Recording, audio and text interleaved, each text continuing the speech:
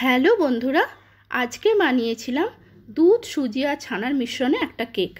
তার জন্য আমি একটা মিক্সার জারে অল্প বাটিতে ছোট বাটিতে হাফ সুজি নিয়েছিলাম, হাফ ছানাও নিয়েছিলাম, মানে যতটা সুজি ততটাই ছানা, আর চিনিটা স্বাদ মতো নিয়ে তার মধ্যে 2-3টে এলাচ দিয়েছিলাম, আর যতটা সুজি আর ছানা নেওয়া হয়েছিল ঠিক ততটাই দুধ দিয়েছিলাম, দিয়ে একটা মিশ্রণ বানিয়ে নিয়েছিলাম।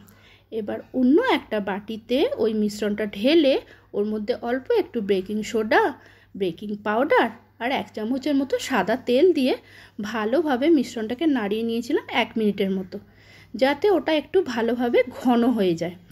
এবার যেটা যখন 1 মিনিট বাদে ভালোভাবে নাড়িয়ে নিয়ে ঠিক ভালো ঘনটা হয়ে গেল, তখন কি করলাম, যে বাটিতে আমি কেকটা বসাবো সেই বাটির মধ্যে একটু সাদা তেল দিয়ে ভালোভাবে মাখিয়ে নিয়েছিলাম, আর ওপর দিয়ে একটা কাগজ দিয়ে দিয়েছিলাম। দিয়ে ওই মিশ্রণটাই বাটির মধ্যে ঢেলে একটা কড়াই জল দিয়ে স্ট্যান্ড বসিয়ে ওই মিশ্রণটাকে বসিয়ে দিয়েছিলাম, আর ওপর দিয়ে বাটিটার মধ্যে একটা পলিথিনের ফয়েল আটকে দিয়েছিলাম। দিয়ে 15-20 মিনিট রাখার পর ওটা যখন নামালাম, কেকটা ভালোভাবেই জমে গিয়েছিল।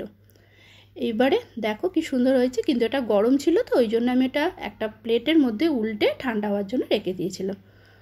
অন্যদিকে কি করলাম, একটা বাটির মধ্যে একটু জল আর একটু আগে জাল দেওয়া একটু দুধ দিয়ে দিয়েছিলাম, আর একটু গুঁড়ো দুধ দিয়েছিলাম 1 প্যাকেটের মতো, আর স্বাদ মতো চিনি দিয়ে ভালো করে ওটা নেড়ে নিয়েছিলাম যাতে তলায় ধরে না যায়।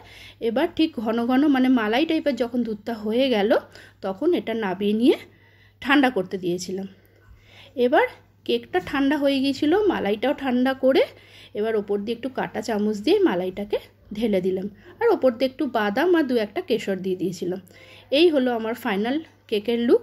কেমন হয়েছে জানিও, ভালো লাগে।